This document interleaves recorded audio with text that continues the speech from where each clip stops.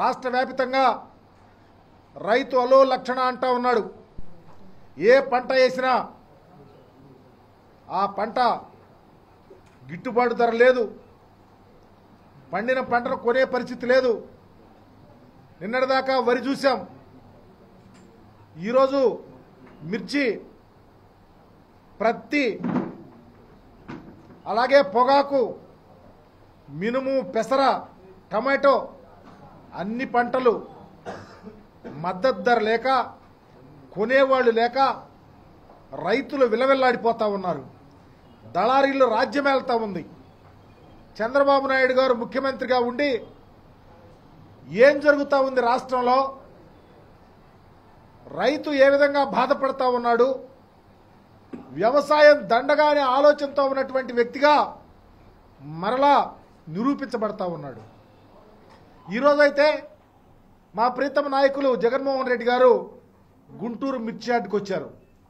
రైతులను ఆదుకోవాలని, రైతు కష్టాల్లో ఉన్నారు, వాళ్ళ వ్యతల్లో ఉన్నారు, వాళ్ళ బాధల్లో ఉన్నారు, వాళ్ళని ఆదుకొని ప్రభుత్వానికి ఇక్కడైనా కళ్ళు తెరిచే విధంగా ఉండే విధంగా చూడాలని ఆలోచనతో వస్తే రైతులు వాళ్ళ బాధ గోడు వెళ్ళగక్కుతా ఉంటే కళ్ళంటే నీళ్లు వచ్చినాయి. నిజంగా 6 కాలం కష్టపడి మిర్చి పండిస్తే జగన్మోహన్ రెడ్డి గారు ముఖ్యమంత్రిగా ఉన్నప్పుడు క్వింటా 23,000 నుంచి 24,000, 28,000 దాకా అమ్ముకున్నామయ్యా. ఈరోజు 10, 12, 13,000కు అమ్మే పరిస్థితి వస్తుంది. కొనే నాదులు లేరు, దళారీలు రాజ్యమేళ్తా ఉన్నాడు అని వారు చెప్తా ఉంటే, జగన్మోహన్ రెడ్డి గారు ఉన్నప్పుడు ఊళ్ళల్లో రైతు భరోసా కేంద్రాలు ఉన్నాయి. ఈ క్రాప్ చేయించేవాళ్ళు ఏ పంట ఎంత వేశారు, ఎంత నమోదు చేశారు, ఎంత పండింది, ఎంత దిగుబడి వచ్చింది, ఏ విధంగా కొనాలి, రైతులు ఏ విధంగా ఆదుకోవాలని ఒక కాన్సన్ట్రేటివ్గా పరిపాలన జరిగింది. మేము చాలా ధైర్యంగా గుండె మీద చేసుకొని హాయిగా బ్రతికేమని చెప్పినటువంటి పరిస్థితి ఈరోజు చూసాం. కానీ చంద్రబాబు నాయుడు గారు ఈరోజు ఆ ప్రభుత్వంలో కానీ ఆ మంత్రులు కానీ వ్యవసాయం చేసే రైతు యొక్క విలువలు ఎక్కడా వాళ్ళకి కనిపిస్తలా. చివరికి జగన్మోహన్ రెడ్డి గారు వచ్చి రైతు కష్టాలు, వాళ్ళ వ్యతలు ప్రభుత్వానికి తెలియపరిస్తే ఆగమేఘాల మీద కేంద్ర ప్రభుత్వానికి, కేంద్ర మంత్రికి ఇవాళ ఉత్తరం రాస్తా ఉన్నాడంట. మీ బ్రతుకంతా ఇట్లాగే జగన్మోహన్ రెడ్డి గారు ఇదిగో ఇది జరుగుతూ ఉంది, తప్పు జరుగుతూ ఉంది, ఇది చెయ్యండి అంటే అప్పుడు మీరు మేల్కొల్పుతారు, అప్పుడు మీరు నిద్రలేస్తారు. ఎంత అన్యాయం అని అడుగుతా ఉన్నాం. అందుకనే మా నాయకుడు చెప్పినటువంటి విధంగా ఈ రాష్ట్రంలో రైతు సంక్షేమం విరాజిల్లాలా, పార్టీలకు అతీతంగా రైతులు బాగుండాలా, ఏ పంట వేసినా ఆ పంటకు మద్దతు ధర ఇవ్వాలా.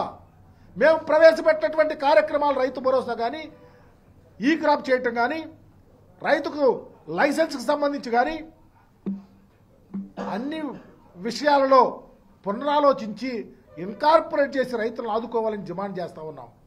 ఎంత దారుణం అంటే ప్రతిపక్ష నాయకుడు వస్తూ ఉంటే ఒక్క పోలీసు కూడా లేడంటే మీ పరిపాలన ఎంత దారుణంగా ఉందో, జగన్మోహన్ రెడ్డి గారి మీద ఎంత కుట్ర కక్ష సాధింపు చేస్తా ఉన్నారో అర్థమవుతా ఉంది.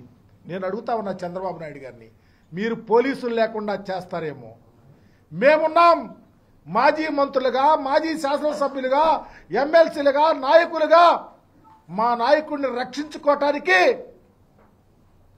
ఎక్కడ వెనుకాడము, మా ప్రాణాలైనా లెక్క చేయకుండా మా నాయకుడిని కాపాడుకుంటాం, వాలంటీర్లు అవుతాం, కార్యకర్తలను కలుపుకుంటాం, మేమే ప్రొటెక్షన్గా ఉంటాం.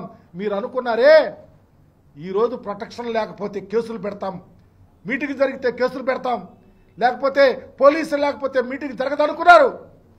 ఇలాంటివి ఎప్పుడు చేసినా మీ కుట్రలు, మీ కుతంత్రాలు లెక్క చేయకుండా మా నాయకుడిని కాపాడుకొని ఈ రాష్ట్రంలో మరలా వైఎస్ఆర్ కాంగ్రెస్ పార్టీని అధికారంలో తీసుకొచ్చుకోవటానికి, రైతు సంక్షేమానికి పెద్దపీట వేస్తాకి, ప్రజా సంక్షేమాన్ని భుజాన వేసుకోవటానికి, మీ కుట్రలు కుతంత్రాలు ప్రజలకు తెలియచేయటానికి జగన్మోహన్ రెడ్డి గారి నేతృత్వంలో ప్రతి ఒక్కరు మీ కంకణబద్దులుగా పనిచేస్తామని మీ ద్వారా తెలియపరుస్తా ఉన్నాం.